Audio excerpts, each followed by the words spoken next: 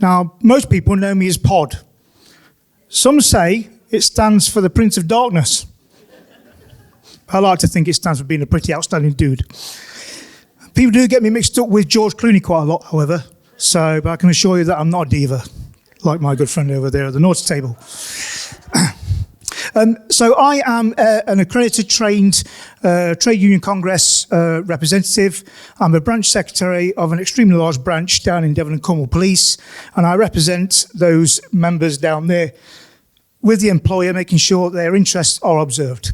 And following a request from my new good friend, Jackie, around, the employment law and HR and how that impacts on you wonderful people, I thought it was important to come up and have a quick chat.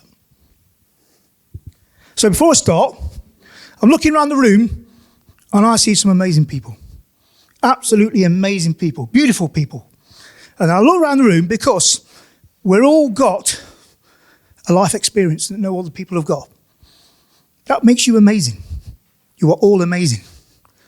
And because you've got that life experience, you know what you need better than anyone else. And that's very, very important when we're engaging with employers.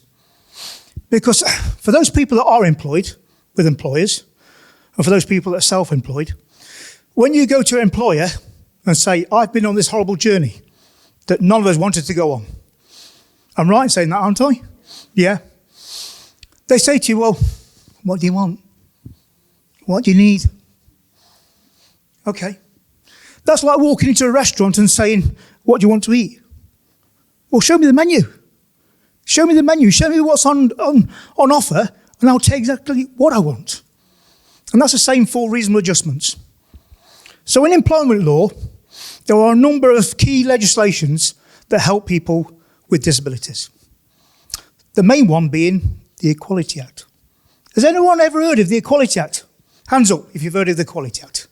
Oh, fantastic. I don't need to tell you about it then, do I? The Equality Act covers 9 protected characteristics, one of which is disability. And Section 20 of the Equality Act 2010 states that employers or organisations should put in place reasonable adjustments within a timely manner.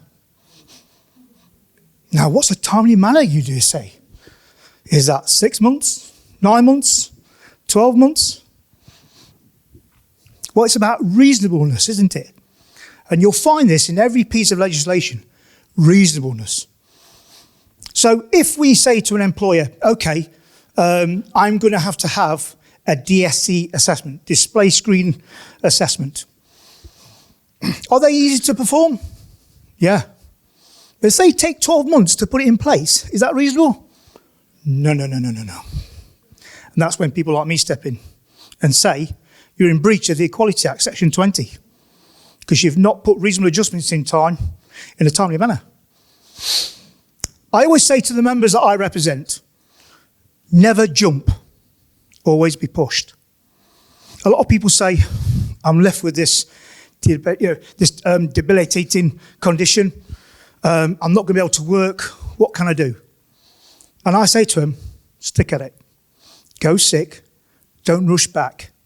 And let's make sure that the employer do everything they possibly can to support you getting back in the workplace. Because there's no onus on you to reduce your hours, to leave work, because employers have a statutory duty.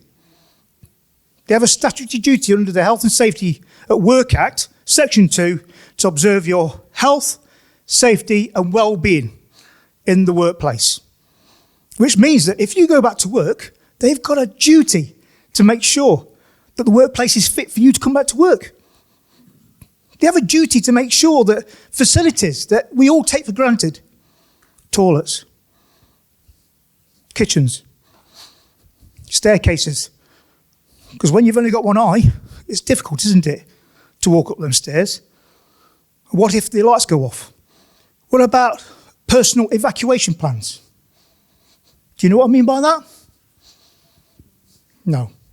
So in the event of emergency, and you have to evacuate, everyone else goes running out because there's a fire, and yet you can't see. So who's going to get you out? These should all be in place before you go back into the workplace. And so The legislation around Health and Safety at Work Act 1974 is one key piece of legislation I want you to look at. Another one is the Equality Act 2010, Section 20. Another key piece of legislation I want you to look at is the Employment Relations Act, 1999, Section 10. Section 10 allows you to have a workplace colleague or a trade union representative, for those people that are with trade unions, to accompany you to any meeting whereby the employer could show detrimental treatment to you or disciplinary action. A prime example, and this is an example. Someone's been off sick because of this situation that they find themselves in. The employer just carries on. Isn't it great? Yeah. 6 months later, you come back to work. The first thing they say to you is, how are you doing? Are you all right? No, I'm not. I'm feeling crap. I've been on a journey that none of us want to go on. Okay. Well, because you've been off for 6 months, we're going to have to stick you on capability because policy says this. Oh, fantastic, great. So not only have I been through this process, I've now got to face a disciplinary because I've been sick. I'm not sick. I'm measured under the Equality Act as having a disability, and therefore you have a level of protection. And that's what I want to try and stress to you today. Don't be forced by employers to leave. Don't be forced by employers, look, everyone else can do it, so you can as well. No. I have protection. And I have a right to bring someone with me to the meeting where you're going to say, you should be doing this and you should be doing that. So that's only just a few of the legislations that are here to protect you. Trade unions are an organisation. There's many trade unions out there to represent the interests of members. Yes, you have to pay into them. I've probably given more advice than I should have done, but because we're a big family here, right, and I'm passionate about this family, I'm more than happy to have a chat during dinner time. If you've got particular issues, come and see me. I'm rather partial to chocolate bourbons. And we'll try and resolve it. Okay? Thanks, everyone.